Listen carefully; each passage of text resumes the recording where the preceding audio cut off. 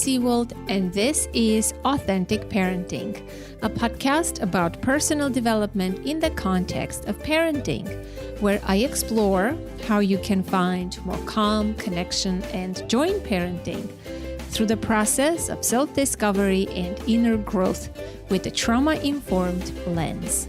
I'm a parent educator, and my mission is to help children by helping parents. The motto of this podcast is raising our children, growing ourselves. Today, radical self-acceptance. From the outside, my guest's life looks perfect. She started a business from scratch with her husband, used her creativity to design toys, and made hundreds of millions of dollars doing it. She's been married for 28 years, has 6 children, 2 dogs, a cat, and a beautiful house. But she had a deep secret that she hid from everyone, and she didn't even understand it herself. For 5 decades, she raced upward, looking for success and validation, imprisoned by her own perfectionism. She was miserable because she hadn't accepted herself. At some point, the suffering became so great that she had to surrender. She started her personal journey inward. This is a conversation about mental health, depression, anxiety, self-discovery, finding authenticity, parenting, martyrdom, and so much more. My special guest is Melissa Bernstein. Along with her husband, Doug, she's the co-founder of the toy company Melissa and Doug, which has created over 5,000 children's products and sold billions of dollars of toys since its inception. Raised by educators, Melissa and Doug started the business in their garage in 1988, and they've been on a mission ever since to provide open-ended, inventive, non-technologically driven playthings for young children. Throughout Melissa's remarkable career, she kept secret her lifelong battle with severe depression and anxiety.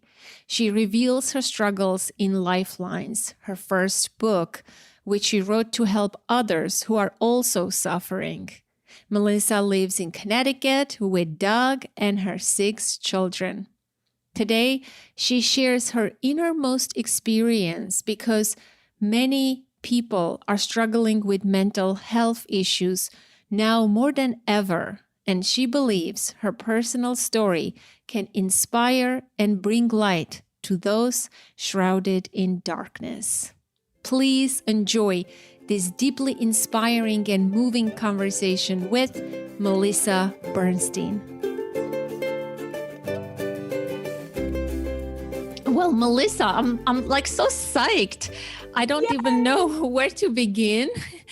First of all, like meeting you as a person, hearing your story, the book, like everything is just so incredible. I just told my 13-year-old daughter, I said, this is a very important interview. I said, do you want to know who I'll be interviewing? She says, who? And she usually never knows the people, right? I said, do you remember the toys that we had, Melissa and Doug? She says, yes. I said, I'm going to be interviewing Melissa.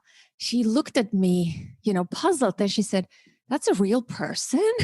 Oh, that's adorable. And to me too, right? Like when we had the toys, and I loved Melissa and Doug toys. I had my favorites, the easel, the little piano, the little the wire tumbling thingy, like the balancing. I don't even remember the name of that toy. So I never, I guess, imagined there would be a real person, So, but here you are. Yes, there are. And sometimes we say, maybe it's better you just thought we were in like a red and white logo.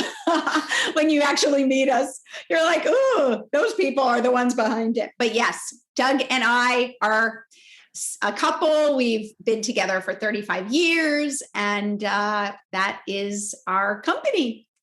That you started in your garage, that you started when you were young. and you've Yes. created thousands of products. That's true. Doug always says, it's so cute. He says that we conceived our first child out of wedlock, our company, because we were just dating when we formed Melissa and Doug. Wow, that's incredible. That is incredible. And then you had 6 children. Yes, we did. We are into creating things, whether it be a tangible product that can go in a box on a shelf or children. And it's all the same process. Seeing something in your mind's eye as like a little sparkle and then bringing it to life is an incredible feeling. And I really felt very much the same feeling in birthing products as birthing my own children. I so resonate with that because that's the same creative source, that energy, right? That is so abundant. But I guess many people don't access it. Something blocks it, right?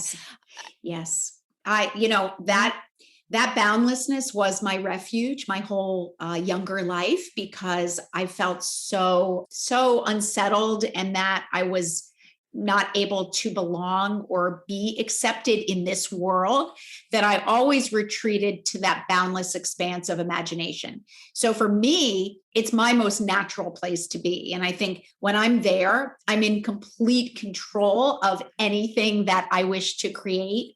And that is pure euphoria for me. But I think, yes, for many others that are tethered to this real world and locked in convention, the thought of going to a place where there are no rules and no guardrails is utterly terrifying. Yeah, I lived in that creative space too from a young age because of tragic life experiences. You somehow connect more to that because there is nothing else left somehow. And through music, through words, through art, and I kept it throughout my life. So your work, your words resonate with me so much, even the darkness and the light. But I want to go to your childhood because I think it's important too. So tell me, what kind of a child were you? What is your recollection of Melissa? Who was Melissa as a child? Wow, that's a great question. Melissa, as a child, I would say was a sad child. From the moment I can recollect, suffered with what is called existential depression, but is in actuality a crisis of meaning. And I think I was always very curious. And the first 3 questions were questions of why, why am I here? What is the meaning of life if we are all ultimately going to die? And what am I meant to do in my brief time here? And I think, those are questions many of us are asking ourselves today, because I think COVID has given us all an existential crisis. But I asked those questions from the moment I could think. So I'm talking, 2 years old, and I was having this crisis of meaning.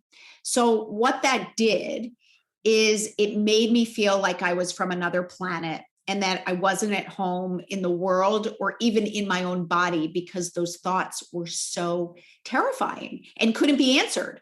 So I never got an answer. And when you don't have an answer to your most basic fundamental questions, you live pretty much in despair with a sense of futility toward everything. So that was why, as a coping mechanism, I needed to either retreat into my imagination and just create. And when I was there, it was really blissful because I was creating, although it was a lot of dark creation.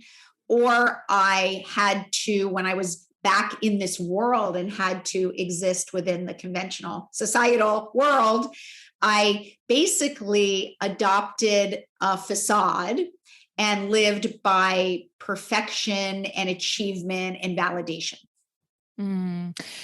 Because even as a young child, I think even if you brought those things up to your parents, and I know your story a little bit, that you had a sibling with developmental disorder, is that right? Autistic? Yeah, it wasn't diagnosed then, but yes, he had severe developmental delays. Yep. And so even if you were to bring this up, I think as a child, first of all, how would you bring it up? Probably just utter some words. I don't know if it would even be me greeted with I don't know how, right? Here is what I'm thinking. A few days ago, I was sitting outside with my 4-year-old neighbor, and she said, "Come over here. I want to show you something." And there was a dead chipmunk there. And she started talking to me about death and dying, a 4-year-old girl. And she says to me, the chipmunk suffered and he won't ever see the future again. I'm like, what did you just say? She says, yes, I am scared to close my eyes because I don't want to die and I want to see the future. And we had this profound conversation. And I didn't invalidate her, knowing what I know about child development and all of this work. I said, I stayed with her, validated her. And this was this mystical, profound experience that I had. And my father had passed away 7 days. So like I was in that grief, loss myself. And she's here, this 4-year-old child talking to me about this. And children have access to something. I guess as adults, we grow up either here. I want to know your thoughts on this because you've lived this, right? So do you think as children, we do have access to this consciousness? And as we grow up, we lose it because otherwise we can't function in the world? Or do you think it gets beaten out of us by society, by, I don't know, a lot of things? Or do you think some people maintain it? It's like, I'm so curious about this. Yeah. Wow. What a deep, wonderful question that I haven't been asked. Yay. I think it's any combination of those, but I think mostly it's our terror at feeling those things and it's society's message that we can't. So I believe that everyone questions their mortality. You cannot not. I mean, it's the big unknown, isn't it? It's the biggest question we're all going to face. What happens when we're not here? Yet, those of us who suffer existential depression, the word we use more than anything is absurd, because we feel like we know the truth and everyone else is like hiding from the truth. And it's utterly absurd to see people running around acting like nothing is wrong. And a lot of my verses talk about that hypocrisy in man, that like, how can they act blind to the truth and kind of fritter away their time when destiny is looming, and not feel this need to make meaning in the time they have. And I think in studying so much philosophy, many say the anxiety that we must face in order to transcend is so great that many of us just shield our eyes from it and choose to lead inauthentic lives. Because to face it takes, it was the journey I didn't take even myself until just a few years ago. And it's a dark journey. And you end up, coming out to some beautiful overlooks with radiant light. But you have to go through some deep, dark caverns to get there. Yeah. What was the catalyst for you? What was that moment or a story that led you to this journey of self-discovery and living your authentic life and unapologetically? And I'm curious about that. Yeah, it's awesome because, to be honest with you, it's just by accident. I mean, it wasn't even supposed to happen. So that's why I'm spending the rest of my life trying to show others the light, because I was just a whisker away from not finding it myself. So believe it or not, it came through a podcast I listened to that had these really soulful people, and I loved listening to it. And the host mentioned a couple times his favorite book, Man's Search for Meaning by Viktor Frankl. And believe it or not, it was on my bookshelf. I had read this book like 20 years ago. And you know how you're not ready for something and you can see it and it just doesn't speak to you. I mean, I thought it was a beautiful story, but it didn't speak to me. So I decided to pick it up and read it again. And that book changed my life, because at the end of the book, it wasn't even in the body. After Viktor Frankl gets out of the concentration camp where he had his own meaning crisis, he says he starts to engage in logotherapy, a form of existential analysis. And even though, I mean, I'm a word person, I read the thesaurus for fun my whole life. That's why I didn't have a lot of friends.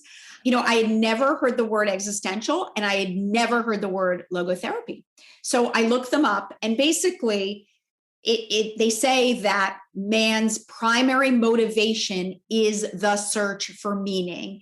And this whole idea of pondering our existence and feeling this deep despair when we don't know why we're here and we don't have meaning is sort of why many of us fall into despair. And when I read that, I think I literally fell to my knees, because it described to the letter exactly what I had experienced my entire life. And that started the ball rolling in this incredible year of discovery, where for the first time ever, I started to connect to myself and the fact that those who suffer from existential despair tend to be highly creative, because they have the ability to ponder higher realities and ask really deep questions. So if you ask really deep questions, it must mean you have a certain sensitivity to the world and life experience that is highly acute, and that I had all these qualities called overexcitabilities that led me to be able to create from nothing. So I went from never thinking of myself as creative, and even if I had, never thinking it was something like a good thing. I mean, it was always the thing that stigmatized me and never allowed me to fit in. So suddenly, for the first time in my life, and I'm middle-aged now, I'm actually saying, are you kidding, Melissa? Like, these qualities that you wanted to kill your entire life are actually the very reason you're here and what gives you this ability to create. And I saw it suddenly that I had this blurse, this blessing and this curse. And it was like I could breathe for the very first time. And I wasn't alone, which I think I believed I was my entire life. That's so incredible. First of all, yay for podcasts, for changing people's lives, right? Yep. This is just incredible.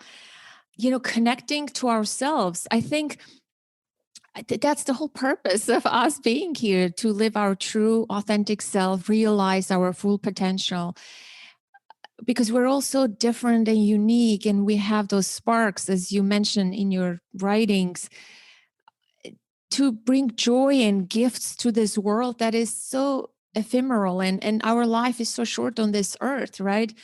But you're right, not everybody is so attuned to those sensitivities. I'm an empath too. I do connect deeply to what you're saying, but I'm sensing that you're an introvert. I'm an extrovert, right? I think there is a difference. I can't imagine how you must have felt as an introvert with high sensitivities, with all of this in your head, in your heart, in your soul, living through life and not feeling accepted, understood, and you have developed coping mechanisms, right? Yeah. Like perfectionism and performing, and you've been amazing at those things, like compensating. Yeah, I was a very high achieving, existentially depressed person, because I was a survivor, and that was the only way I thought I would get through. But at age 5, I mean, I wrote the verse, "Please hinder the noise. I've lost track of the joys. I can't hear anymore with this deafening roar. I can't see anymore with this staggering light.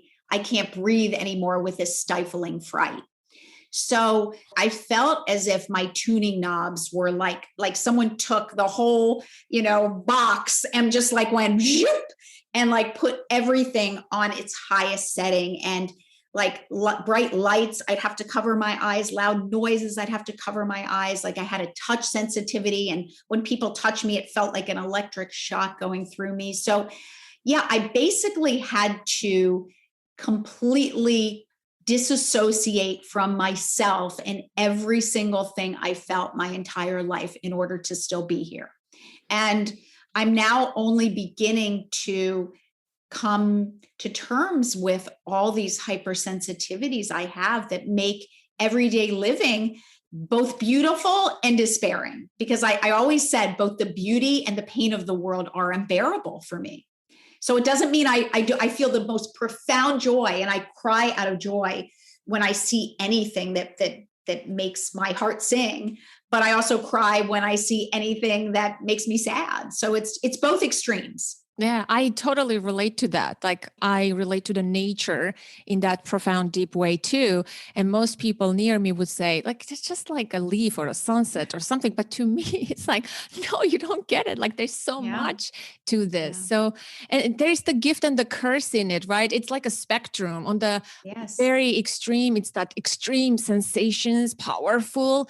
But when you get tired or overwhelmed or whatever, you can despair and hopelessness, you can go deep to the other end. And it's like you live between extremes, I feel like, until you learn to calibrate.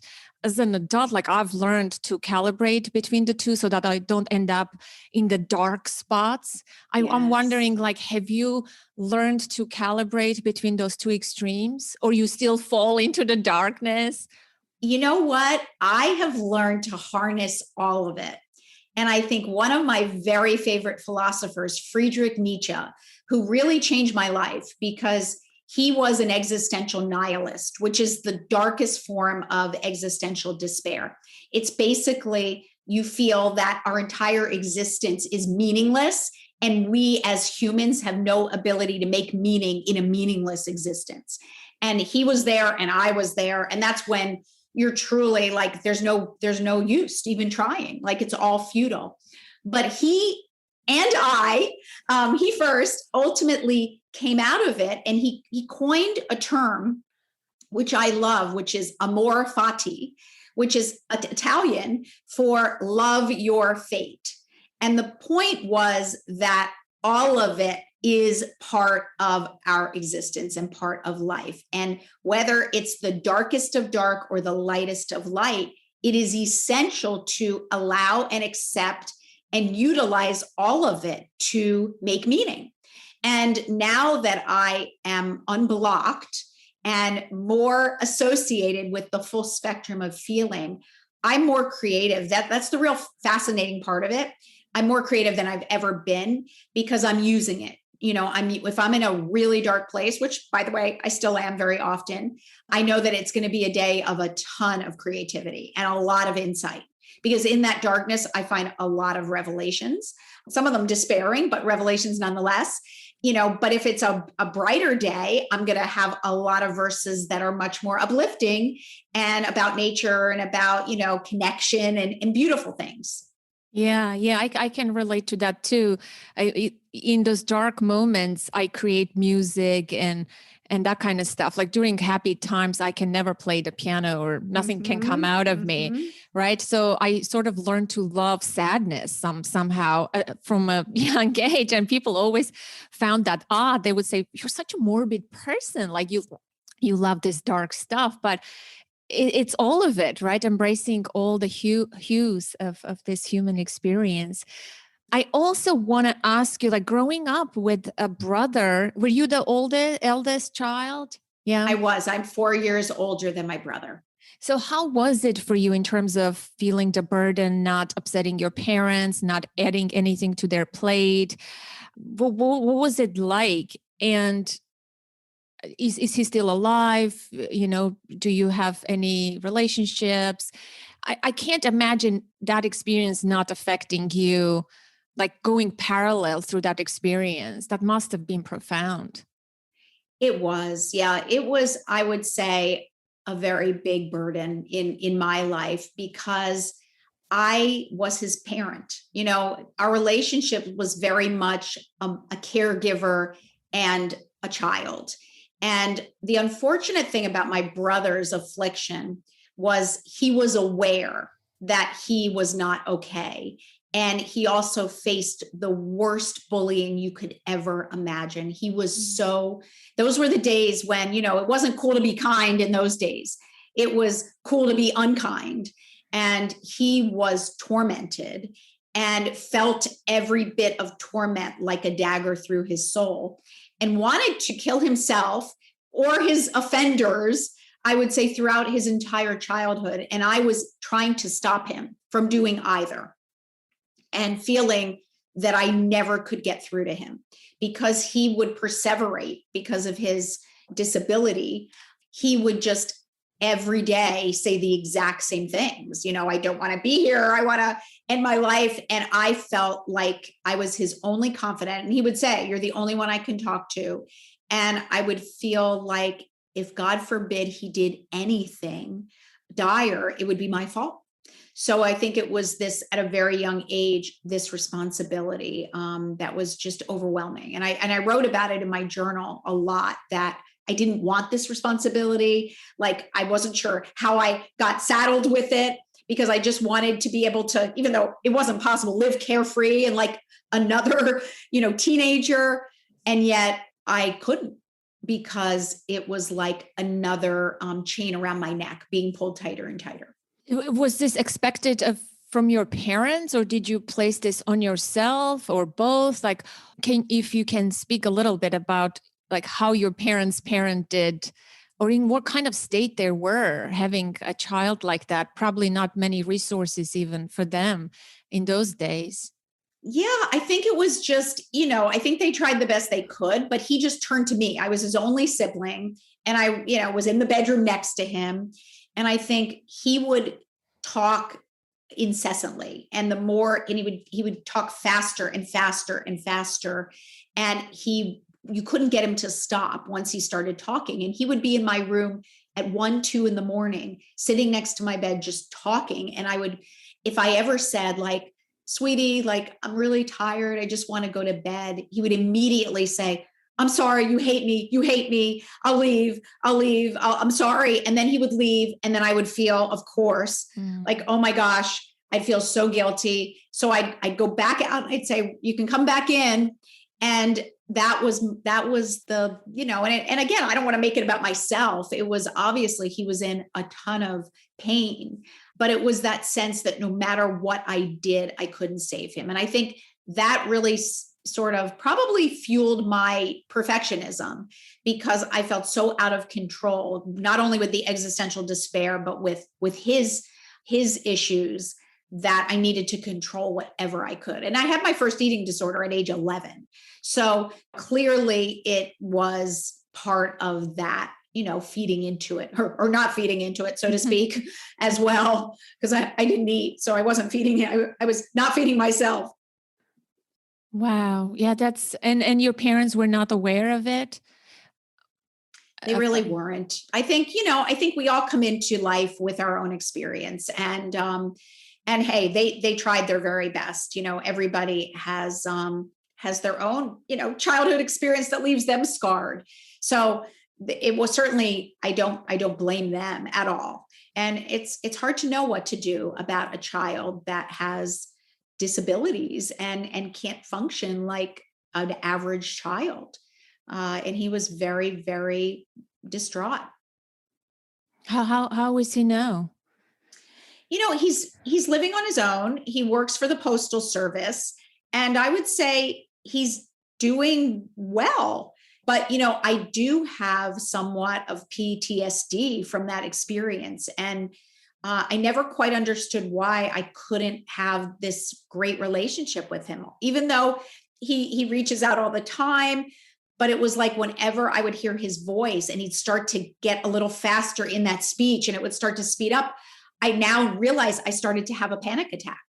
And I would start to breathe heavily and feel like I was trapped and I couldn't get out. And it was this sense of being in that bedroom with him and not being able to save him and knowing that it was dependent on me. So unfortunately, I'm still weak enough that I can't have that beautiful relationship with him that I should as his big sister.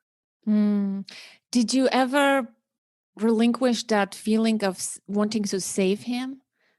Never. It's followed me through everyone I deal with my whole life, including my own children. And I now, through my own therapy, I've had to sort of circle back and realize why I want to fix everyone and why when someone tells me they're despairing, I immediately go into like, I have to fix you right away. because my own brother, was suicidal his whole life. So I think it's that immediately I go to that place that, oh my gosh, if I don't fix you, it's going to be dire. Wow. When did you have your first child? At what age? That's a great question. I was 28. I had two in my 20s, two in my 30s, and two in my 40s. Wow, this is an interesting experience. Yeah, like I'm sure it's so different, right? When you're first time mom in your 20s and in your 40s, you know a lot. So are they boys, girls? Like what's the order of kids? So I have bookend boys. I have the oldest and the youngest are boys, and the four in the middle are girls. Wow. So how did all of this growing up and your wiring translate into your parenting? Yeah, it's so interesting. It's like you had 6 kids. That must be incredible. It's an amazing question. I love that question because people like me really shouldn't have children, to be totally honest with you. Like when you're wired that highly and so sensitive to what people say, like being a mom, woo, that was not good for me. However, interestingly, I wanted to be a mother more than anything. Like I never thought I wouldn't be a mother. And I wanted desperately a big family because my family was so dysfunctional. And I remember like our family get-togethers where we would all just kind of sit like very awkwardly at a table and just kind of look at each other. And I grew up watching the Partridge Family and the Brady Bunch. And like, I wanted that big, boisterous, loving, loud, messy family more than anything. And I got it. Thank goodness. Like it's not often you realize your dreams, but I desperately wanted it. And I think I went into it pretty naive, not realizing because of having all these hypersensitivities, it would be emotionally really challenging for me. Yeah, I would think so. Like if you don't sleep, if you don't properly eat, you're taking care of an infant or young children. It's a lot of work. It's draining. Like this Well, is that why part I of had it. this is why I had only one, because I am wired similarly, maybe not to the same extent, but I knew that I can't handle noise or someone touching me or crying all the time, the noise, the mess. But for you, you Yeah. just right plunged into this experience, I guess. I would say that part was the easiest. Like I am an overworker and I think of it as one of my best qualities. Like I will sleep 3 hours and just work. And the physical needs I was great at. Like that was very simple for me. I could be up all night with them and work the next day. And that was my badge of honor. That was part of my whole validation issue, was being that martyr in serving physical needs and checking every box off. Because it was easy to say, I checked all the boxes off the list. I'm good. I did my job. The place where I really struggled and still do is the emotional. And when they're young, it's fine because they don't really have, emotional needs you can't fill with a physical need being filled. But I think through the teenage years, especially with my daughters, I had a really hard time relating to them because I didn't have any emotion other than like, I need to fix it and everything's great. And I wasn't in touch with my own pain. So again, when I saw them in pain from my childhood experience, I immediately wanted to get rid of it, to fix it, and to kind of deny it. So I think that's where my challenge came in. Mm. And what's the age of the younger child now? They range from 13 to 27. Oh, wow. So 13, you have a 13-year-old too? Yeah, we still have 5 kids living at home. So, oh, wow. That's incredible. Yeah, so we are not out of it. Oh my goodness. So, wow. Now you're a different person. Now you are your true self. You went through this transformative experience. So, how is it now? You're parenting, you're connecting to them, seeing them as separate humans with their own emotional landscape. What it's like for you, this parenting? Or are you still parenting the same way? Maybe that track hasn't changed. Oh, that's an amazing question. I would say it's more honest, but it's also more painful because I'm not denying. I disassociated and denied and repressed everything. And now I'm feeling the reality of when they're in pain, and I'm accepting it and having to allow it and not fix it. And for me, there's nothing more. My hardest, what do you want to say? My biggest challenge that I'm still dealing with is to allow people to feel their pain and not want their healing more than they do. And, especially with my kids who are at points in their lives where they're still invested in their pain and wanting to be entrenched in misery, I have a really hard time with that. I want them to see the light. And because I've seen the light, and I don't want anyone to waste a moment in complaining or denying, and it's like I want to shake people and say, there's the light, it's right there. Or, the door to the prison you're in is open. You can walk out it. And when they don't, it's very hard for me to accept. So that's my own work. It's not their work. It's I who needs to fix myself. So that's a lot of the work I'm doing in my own therapy practice.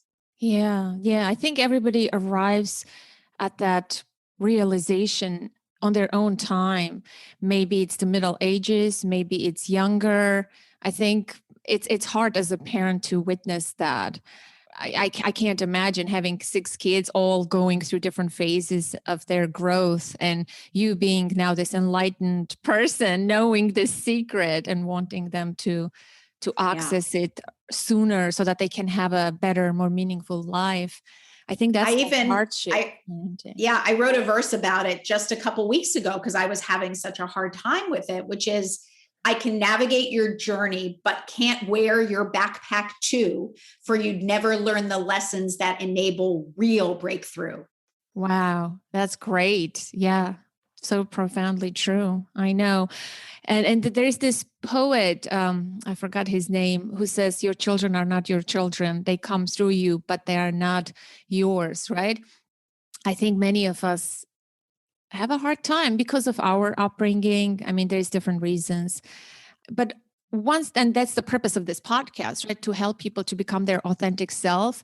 So, because once you become your authentic self and you accept yourself and you love yourself, then you can see others as separate, authentic human beings. And the boundary where you begin and end, you respect that. And when the other begins and ends, including your children, I think that's the main thing. But most of us are codependent and meshed. We don't know where we belong or we exist. Even the edges of our existence is so fluid and blurred, and that's why I love your work. And this book is just it's so gorgeous, so like amazing stuff. Thank you. I've never held anything in my hand so beautiful and so thoughtful.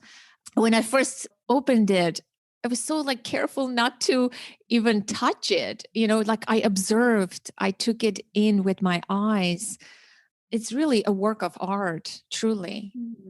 Thank you. That means so much to me. I call it the biggest product that I never gave birth to for 50 years. And it really was, a product I was creating my entire life. So I wanted it to be like every product, a journey and an experience, and combine 3 elements that are probably the most important to me. My verses, which I kept hidden for 50 years. I had 3,500 of them when I finally took them out of the dark. Nature and photographing nature, which is another one of my lifelines. And nature has brought me more solace than anything else. And the journal writings, my prose, which also were my lifeline throughout a very challenging life. So I think combining those 3 things together for me was the ultimate alchemy. Yeah. How about Doug? Where was Doug alongside you on this journey? You've been together for a very long time. Did he see you? Did you share with him parts of you? Did you hide it from him? That's a great question. I hid it from myself. So it was absolutely hidden from everybody. And, he has adored me from the very first moment we left. We left. He has adored me from the very first moment we met. And it hasn't changed. Like, he is my biggest champion, my biggest supporter. He is just such an incredible partner. And I think, but he discovered it along with me. We realized it together. And it was, I think, just as meaningful to him and important to him that I do this next phase of life. And he said, I want to do it with you, just like Melissa and Doug. And we're so fortunate. I mean, most people don't ever have the chance to start a $500 million toy company with their best friend. And then, after 32 years, also do something else simultaneously that's just as meaningful with that same partner. Yeah, that's truly incredible. Yeah, I want to know more about Doug. He sounds like an incredible man. He's very much, and I write one of my dedications to him. He really is sort of the counter to me. I mean, I'm very cup half empty, very negative, because again, existential nihilism, it's like you don't think there is any purpose to anything. And he was always that shiny, the happy side that really was very optimistic and positive, and I desperately needed. So I think he really is sort of the sugar in my lemonade of lemons. And I'm really thankful that, and he gave my life a routine and a rigor to it. He gave me a life, because I think that's what saved me too, just having all the children and having the business and having to just get up every day because so many people were depending on me. Like 25 years just flew by. And I really never thought, I didn't fall into that deep crisis state during those years because I could barely breathe, much less think.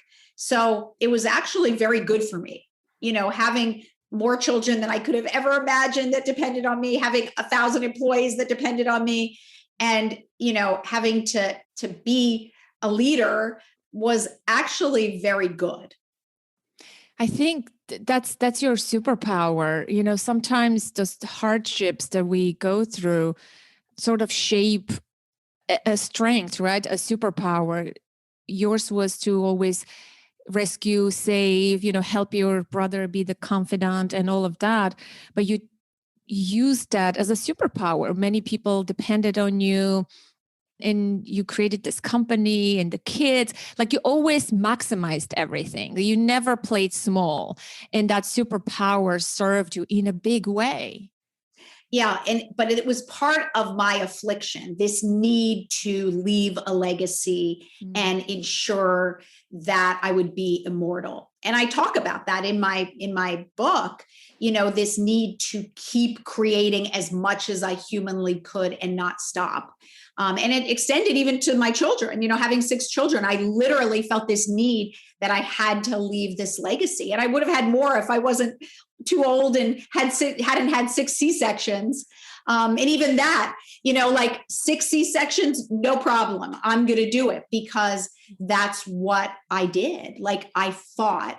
And part of my badge of honor was I'm going to surmount any obstacle that's in my path. But ultimately, I was left as a martyr, bitter and bereft, and a lot of resentment because I was serving from an empty well for decades. And, I now realize you cannot do that without becoming really angry and bitter.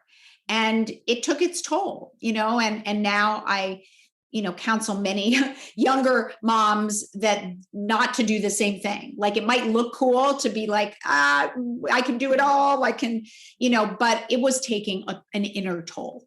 Yeah. Also, like physical health, right? Yeah. Eventually it can lead to physical symptoms. Yes, you can do it, but what's the cost? Exactly. What's the cost? Yeah. And it also was showing, I think, a very negative example to my kids that they couldn't take care of themselves either.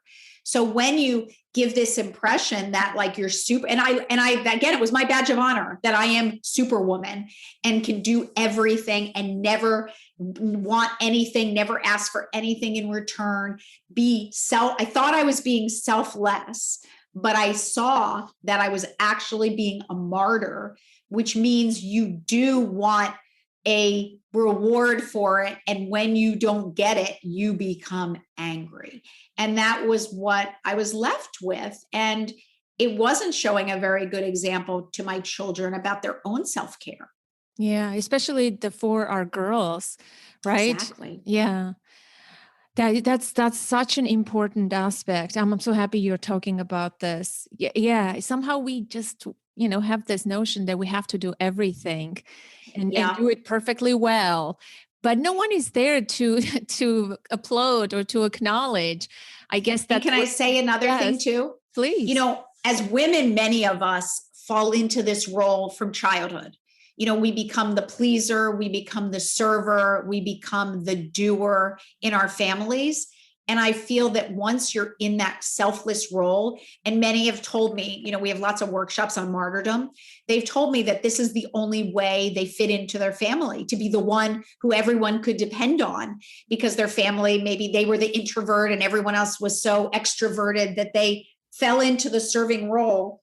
And then what happens is it never leaves them. That's the only role they know. And they end up becoming, middle-aged and feeling so bereft and so empty and angry, and then feeling guilty that they're angry, right? Because they're supposed to be serving, like they're supposed to be selfless, but they know this anger is seething in them.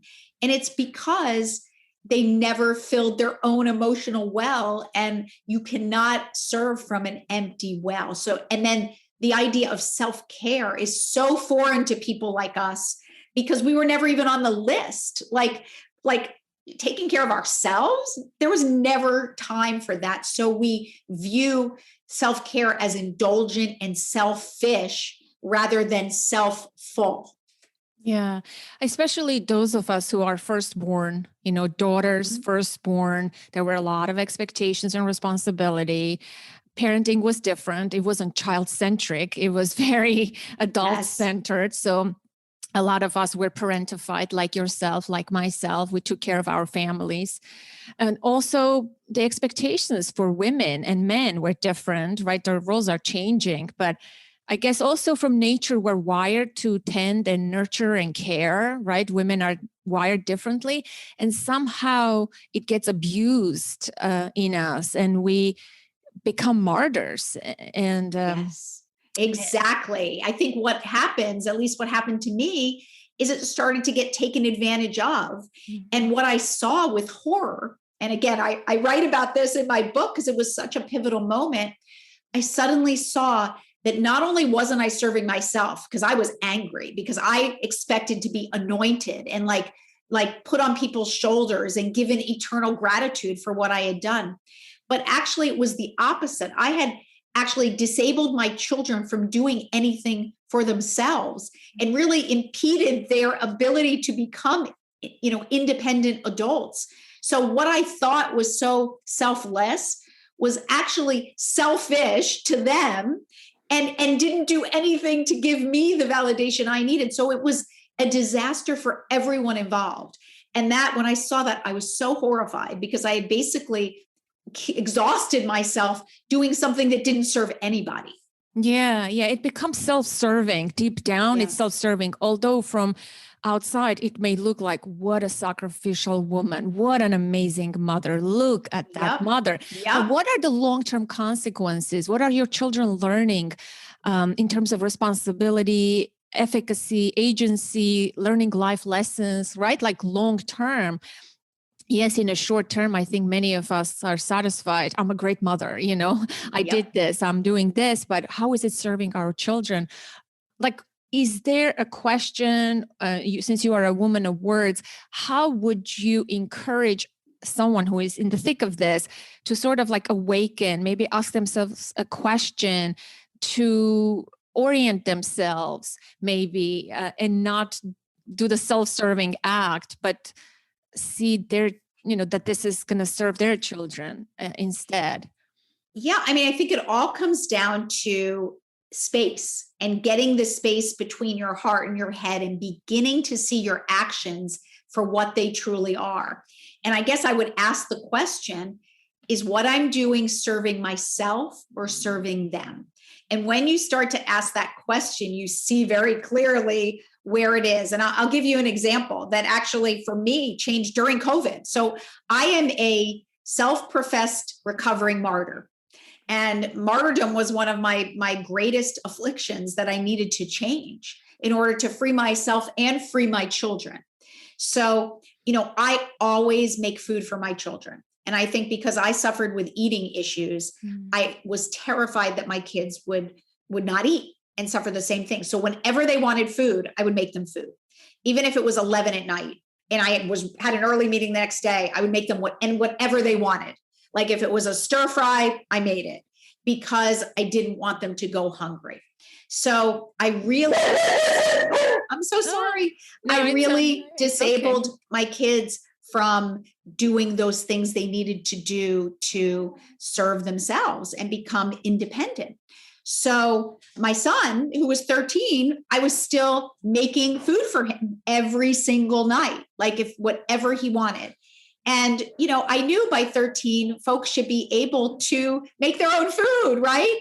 But I was having such a hard time, again, because I felt guilty, like when I was a child, for not serving him. So gradually, I started to say, like I would even get my kids water. If they were sitting on the couch, watching a ball game and they wanted water, they would say to me, "Can you get me water?" Like I was that much of a martyr. So the little things I started to say, and it was so hard. I had to dig my nails into my hand. If they said, "Mom, can you get me water?" I'd say, "I'm sorry, sweetie. I'm in the middle of a letter I'm writing. Can you get it?" And I would be like, it was so hard. And little by little, they started to. And during COVID, when my son would ask for food, I would say, "Oh, sweetie, I'm in the middle of something. Do you think you could make that for yourself?" But I'd ask it as a question, because I was still so tentative. But just recently, he said, he went into the kitchen, he said, "I'm hungry, I'm going to make something." And I was like, "What are you going to make?" And he said, "I'm going to make fettuccine with sauteed shrimp." And I was like, "Fettuccine with sauteed shrimp?" I was like, "Okay." So I said, "If you need any help, let me know." See, I'm still like needing to be part of it. He was like, "No, I'm fine." And a few minutes later, like I hear all these pots clanging. And of course, I want to go in and clean up. And that's the type of person I am. But I'm like sitting there holding on to the seat, like, "Do not get up, Melissa." And I smell garlic sizzling. I see him going in the spice cabinet and all these spices coming out. And I see him with the frozen shrimp. And he asked me a couple of things. He's like, "Do you leave the skin on?" I'm like, "No, you peel the skin." But like half an hour later, he comes over to me with this beautiful smile on his face and this plate that was beautifully laid out of fettuccine noodles with this shrimp on top. And when I saw the look on his face, I started crying. And he was like, "Oh gosh, you're not crying, are you?" Because they know, like, he's like, "Please, this isn't supposed to make you cry. It's just, I made myself some food, okay?" And it was because I realized I had denied himself the gift of agency. And I said to him, I said, "I'm crying, Nate, because I know now that you can live on your own. Like you have the skills now to be able to make anything you want." He makes himself eggs, he makes himself, and I could have easily still been making him food until he's 50 years old. Like that was the pattern I was in. So I freed both of us from him being the recipient of a martyr and myself being the martyr. And I was able to just relax and do my work. And he made himself this beautiful meal that he was really proud of. And it was like we both grew from the experience. I'm so happy you shared this story. It's such a great story. Free both of you from this, right? Yeah, you free yourself. We were both in prison. Yeah. We were both in a prison. And I saw it so clearly that this act that I thought was so selfless, I was being so selfish because it was like my own needs for validation superseded my need to make them independent adults. Yeah, it's our own need of not being good enough, but here is the thing that I'm very good at, let me do it. Or our unworthiness or the shame. It's the root of it is that. But what does it do to our kids? It's like handicaps them for life. And so the cycle perpetuates the very thing that we hate in us, that we are imprisoned in, we sort of recreate. All right. There is this wonderful quote by Pam Leo. She's an author and a parent educator. She says, let's raise children who won't have to recover from their childhoods. And I And love that. Right? Because most of us are still trying to figure out who we are because it was undone. So much programming and conditioning was done to us. Nobody saw us as separate, authentic human beings, whole and complete, different individuals as children. Because of our own parents' wounding and traumas, right? There is no blame. So they perpetuated that same cycle. But once we wake up and connect to our authentic self and heal and allow our children just to be who they are, because like I said, this 4-year-old child, my neighbor, she's born like this. You were born like that. At 5, you wrote that profound verse, right? You were that person, but so many layers accumulated and the shields and the armor that you had to live from a different place. Exactly. I mean, that is what we all do, because I think society shows us through phony ads and through things, myths like you have to look a certain way, you have to do certain things to be accepted. I mean, we're told from a very early age, be this thing. And I think if we can't be this thing, we basically morph into trying to be this thing our whole lives. And when you deny everything you are and everything you're feeling, you end up utterly and completely exhausted. And that's all the people who are reaching out to us now are basically saying that. Like, I've spent a lifetime denying who I am and what I feel. And I don't know who I am. I don't know why I'm here. And I'm having this profound, meaning crisis in middle age. Yeah. One of the guests on the podcast recently shared the 5 regrets of the dying. Yes. It's a book. I'm not sure if you're familiar with it. I haven't read the book, but I know the 5 regrets of the dying. And the first one is to live my life true to myself and not to, what others expect of me. And the second one is to show my true feelings. So these are the regrets people have at the end of their life. So why can't we allow our children to be who they are from this childhood that it's a short period that they live with us, right? I was telling my husband yesterday, we've been married for 20 years. I just lost my dad. I never told on my podcast just like a week ago, but I lived with my husband longer than with my own dad. Mm-hmm. It's like, and my husband says, yeah, well, me too. I'm like, so true, right? But the childhood is such a short period, but it can have such impact for the rest of your life. It does. And I'm sure you've had folks that have shared the quote, or it's not a quote, but it's something I've heard, that the biggest threat to children are their parents' unrealized dreams. And for me, that's all I see, because, we come into the picture, right, having so many unfulfilled dreams. And although we may not intend it, inadvertently, our unfulfilled dreams get projected on our children. And we want them to be, if we weren't popular and we were desperate to be popular, do we want a kid who's a social, misfit? No, we're going to do whatever we can to make that child fit in. And if that child isn't meant to fit in, if they're, unconventional, if they're the square peg, they're going to feel their whole lives that their parents don't love them for who they are. And I see this every single day. And I myself did this to my kids as well. I wanted them to be the things that would validate me, not validate them. Yeah, I think a lot of people struggle with this. I'm glad you're giving a voice and normalizing it. Second, I think we need to accept our children for who they are. And the dream part is true. Most of us want them to be who we weren't or to live the dreams that we wanted to. But just to accept for who they are, even if it's a child with disability, with autism. I know someone who has a child with autism, and this kid has profound musical gift. But yet the parents are trying to put that square peg into this other hole.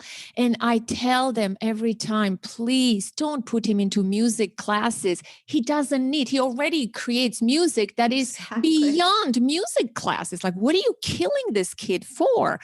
See this kid for who he is. No, he has to become a doctor. He has to become this. So they created this path instead of like embracing this child is incredibly gifted and talented and artistic and theatrical. They're trying to make him into something else. So we can go on and on, Melissa, but I really want you to talk about the book and the website and the community and the things that you've created just a little bit, because it's so cool. You know, the toy maker has created this website with the same sort of approach. There's the little backpack, the compass, the acorn. It's so great. Thank you. Thank you. Yeah, I think there's nothing more amazing as a creative when you see something in your head, right? Fully finished. And the journey that I ultimately took that gave me acceptance of myself in totality, I was able to recreate as the centerpiece of this ecosystem in every detail that I saw in my head. And it's one of the more magical things I've ever done, because it's not a tangible product yet. It's a virtual product. And I think Doug and I saw it in my head and Doug made it happen. And it's an incredible partnership and it's entirely free. So Doug and I wanted to give back from 32 years of having this beautiful company and really do this as our passion project and our labor of love to help others. And, you know, Lifelines, the book, was really just my own personal bid for acceptance. And that is about sharing the darkest, deepest, rawest pieces of myself in hopes that it'll encourage others to share their stories and bear their truth as well. Because I needed to say, this is who I am. This is what's behind all that creativity. It's not just a blissful, happy-go-lucky person. And many others feel the same way. So that's the goal of that book. But the ecosystem, which really was born out of so many people telling me, I'm also in darkness. How do I find the light? That's based on three premises, our lifelines.com. One, you are not alone, because so many of us grow up feeling utterly and completely alone and that no one will ever accept us. And we don't want anyone to have to feel that way. So we welcome everyone into our free ecosystem, however they are. Two, that we all have the capacity within to channel our darkness into light and find meaning. We all have these beautiful sparks of self-expression that are innate in us. Some of us, because of our traumas, though, and our responsibilities and our burdens, we either forgot what they are or we never even discovered what they are. So we want to show folks how to shine the light on that. And then three, so many of us are racing outside ourselves for a quick fix solution or the answer or the next sort of scheme to feel better. And unfortunately, the only way we will truly find self-acceptance is to stop racing, plunge inward, and take that journey inward to accept ourselves in totality. And that journey that I took is the same one that Doug and I recreated for the centerpiece of our ecosystem. Wow. I'm so blown away by this. The website is beautiful. It's interactive. You just connect to it. You know, it's pure, like that pure creative energy. I'm so glad you unleashed this because we connect to it. People who meant to connect to that, connect to it. I'm really deeply honored and pleased that I had a chance to speak with you.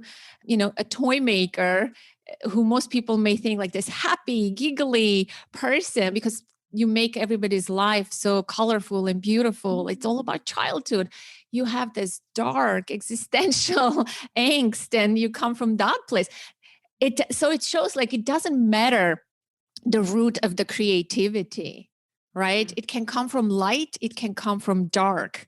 What matters is, I think, is just to unleash and let it serve the world, the humanity. And you know what? Life is a paradox. And what you realize is there's not just light. Light is dark. Dark is light. There's no light without dark. There's no dark without light. So it is all one and the same. And I think the message is we are all a full spectrum of emotion.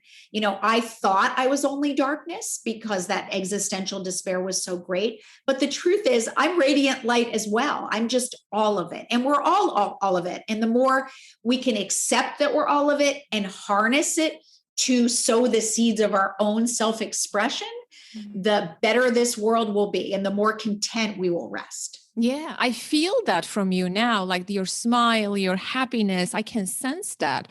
So what are 5 adjectives you will use to describe yourself today? Oh, wow. Conscious, aware, connected, empathetic, and real. Great. Well, Melissa, thank you so much.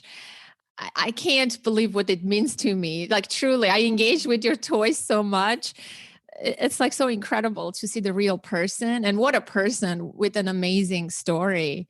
This is more powerful than the toys. Oh, thank you. And, you know, this was one of the best interviews ever. Like, you went so deep and made so many connections. I really enjoyed speaking with you. So, and if any of your listeners want to contact me directly, I'm Melissa Bernstein at lifelines.com, and I answer every email personally. Of course you do. You love the, maximize everything, take more responsibility. Bring it on. That's great. I want to extend a big warm hug, Melissa. I hope I get to meet you one day in real life, in some convention or conference, or I don't know. It's been such an honor, and it just filled my heart with so much amazing stuff that gives me courage also, to unleash things for myself too. Thank you for what you're doing. You are changing so many parents' lives. So thank you. Together, we are helping to, change people so they can live more fulfilling, authentic lives. So we have the same mission. I absolutely agree. Thank you again. Deep gratitude. You are so welcome. Thank you. That was pure joy. That concludes today's conversation, my dear listener. I thoroughly enjoyed connecting with Melissa. Her story is so powerful, moving, and deeply inspiring. I hope this conversation gave you hope, inspiration, and I hope you can share it with someone who is struggling with depression, anxiety, or mental health issues.